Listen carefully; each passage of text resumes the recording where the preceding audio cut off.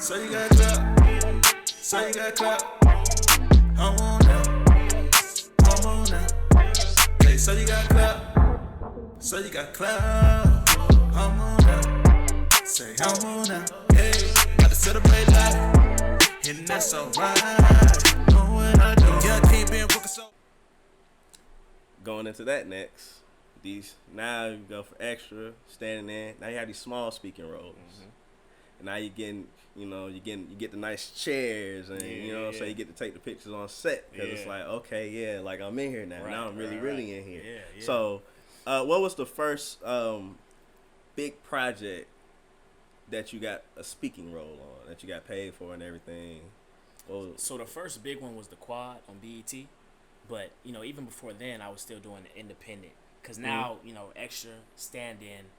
Now I'm having speaking roles, independent projects, small projects. Right. We're going to get into them. You know what I mean? Yeah. Definitely, started there. But my first number one was the quad. Mm-hmm. I had a speaking role on the quad. It was one scene, one line, but it was my first one. You know what I mean? So I had like a little trailer. I had like a chair, like you said. So it was mind-blowing, man. It was surreal to know that, wow, I actually made it here. You know what I mean? So it was my first one. That was 2017, if I'm not mistaken. And that's 2 years in the game. Yeah, that's 2 years in the game. Or I think like a year and a half. I started halfway through 15. So that was like a year and a half that I've been in the game. So I put in that groundwork, got that foundation sturdy, and then I got my first opportunity. So George Pierre was the casting director, so I'll never forget George. Shout out to George.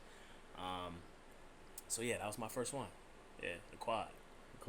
So what was that like, seeing yourself on TV speaking? It was crazy, man. I think I recorded it with my phone. I still got it on my phone to this day. And that's that. The first one is always gonna be special to you because that's the first one. No matter how big or small. Yeah. So like I say, you go crazy for the extra role. Exactly. So I know speaking is like, it was everything. You know what I mean? So that was dope, just to see myself actually speak on TV, and just to tell myself like I made it happen. You know what I mean? Obviously, I got a long way to go, but I made that first step. Mm-hmm. So that was everything, man. I'll always remember that for sure. And the Resident, you had a few more lines on that one. It was a little more defined, but still a small role. Mm-hmm. So what was it like working on the Resident? That was dope. So that was the quad was BET. This one is Fox. So this is probably my biggest role to date, being on Fox. Production wise, yeah. So that was dope. That was an actual like conversation. Between me, another actor, and the number one actor. Yeah, he's like you know what I mean. Yeah. So that's definitely on my reel. Yeah, I opened my reel on that. You know what I mean? So I take a lot of pride in that scene. Yeah, you know what I mean. So that also meant a lot for me as well. That did a lot for me mentally, spiritually, just to let myself know that I see the progress. BT, and then you have your other networks. TV One, I was on Oxygen, and then Fox. So it's like I need more of this. You know what I mean. So I gotta do everything I can to get back on Fox or another major network. You know what I mean. So that was also a confidence booster in itself. So the Resident was like, I'm always gonna hold that one near and dear to my heart. So yeah, and that gave me more exposure. You know what I mean? Once I got on Fox, because a lot of people watch it. When I tell people I've been on the Resident, it's either they favorite show or they mama favorite show. Yeah. So like, you know what I mean? People really like the Resident and they watch it. So I take pride in that one. That's gonna be a credit that I'm always gonna hold close to me. So that was a dope experience for sure. And you've done commercials. Mm-hmm. So far I haven't been able to ask this question. Booking your first commercial. What is the difference between being a TV actor and a commercial actor? Okay, it's different. It's definitely different. With being a TV and film actor, you got scripts. Mm-hmm. You kind of gotta like hit that script, hit those lines. Mm-hmm. You know what I mean? But with commercial, a lot of it's improv. Really? Yeah. When you go to commercial auditions, it's usually no script. They'll tell you, this is what you're gonna do. This is what's gonna happen. This is how you're gonna react. You know what I mean, or whatever. And then you just go. They hit action, and then it just plays out. So a lot of those commercial auditions are improv. Even on set, a lot of it is improv. It's not really much script. It might be like, this is what's gonna happen. Yeah. But like you're kind of just gonna do you. You know what I mean? So it's fun. I love commercials, man. Like it's you just get to be in your own world, and you just get to do you and express your own personality and things. So commercials was dope. I can't wait for mine. I know I'm gonna run that into the ground. Yeah. Well, you in the right spot. I know I'm gonna run mine to the ground. Yeah. So I was fortunate enough to get on a couple commercials. I was on an Adult Swim one, and also I did one for the Atlanta Falcons Georgia Lottery, and I did one it was for Ford, and that was like an Auburn type commercial. So that aired during the college football season.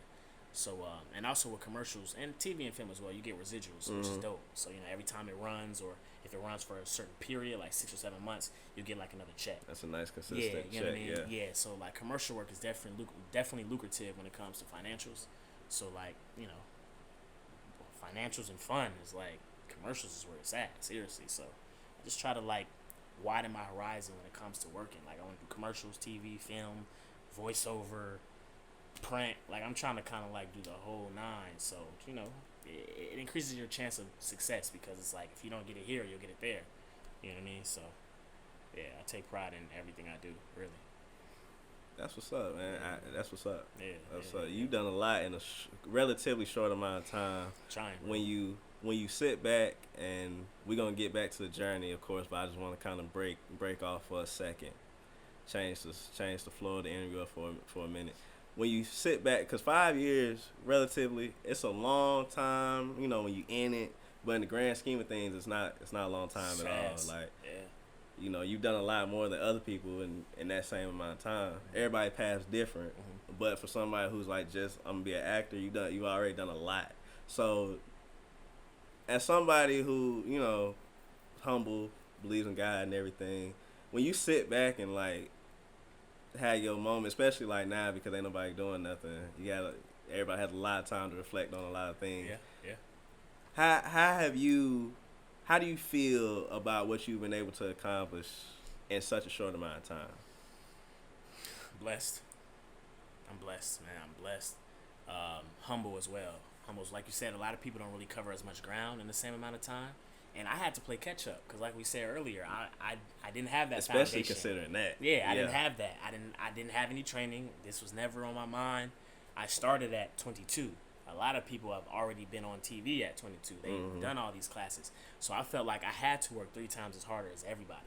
Like, that's why I have, a lot of credits, because a lot of that was independent. I was always submitting on Actors Access. My friends tease me all the time, like, bro, you've done so many independent projects, because I had to play catch up. I had to learn. I had to figure out what is it, how do I do it. You know what I mean? So that was always my mindset going into it. So, just that hustling aspect of it is what really drove me to, be where I am today. So, I always had to feel like I was playing catch up with everybody. My peers, people I didn't know, people in LA. You know what I mean? So I definitely stayed humble throughout the whole process, prayed on it, So I feel like God kind of blessed me with my journey thus far. So I'm just trying to keep up that same intensity for the next 5 years and years to come, So, like you said, this is definitely a time to reflect, because there's not really much going on. Yeah. So, I just try to look back at it. Sometimes it amazes me just to be like, damn, I really did all this in 5 years? Like, wow. But like I said, I got a lot more work to do. So, I'm just trying to just keep that intensity, keep the fire on, and just, keep going. What has acting given you? Hope. Hope at a life I want to live. Because like I said, man, when that doctor stuff didn't work out, I was at a crossroads. I didn't know what to do. I didn't know where I wanted to go. I didn't know.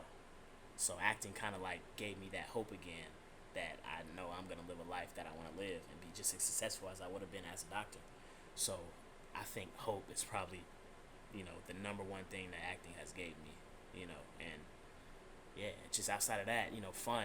It just gives me an outlet, you know what I mean? Because when you act, you get to express all type of feelings. So it also is an outlet, a stress reliever, you know what I mean? So I definitely hold acting close to my heart, you know what I mean? In conjunction with the passion I have for it.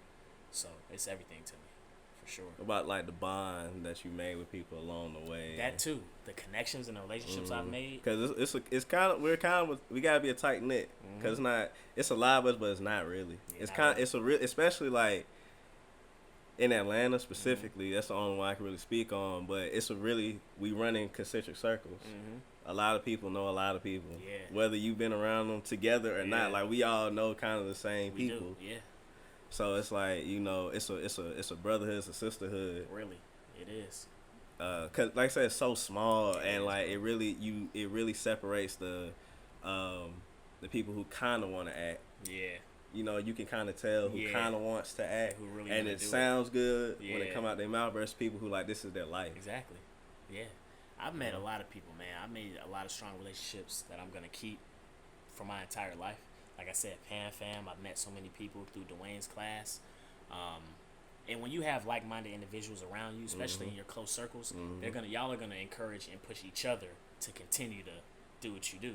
You know what I mean? When you have bad apples in your circle and people that's like, man, nah, acting ain't gonna work. How you gonna get on TV? Stuff like that. It discourages you. You know what I mean? So you just gotta cleanse your circle and put people around you that do the same thing, so y'all can motivate and encourage and inspire each other. So I try to keep those close circles, man. Like you said, the Atlanta acting community is pretty small. We all know each other. We got the same friends.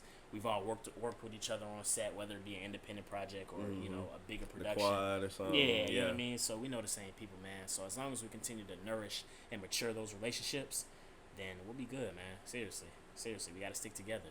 Definitely. Yeah. That's alright. Yeah, I can't been working so hard, they supporting the companies out of these moves. Let me hit snooze, time for me to get up. Get bust, I ain't got time to be stuck. You been discovered, nobody so many tickets up. It's been an honor, the blessing, I don't believe in luck. I'm ready for my son, yeah. And I dare you to get in my way. Cause I'm ready for my son, yeah. You better get so you got clout. So you got clout. I'm on now. Say, so you got clout.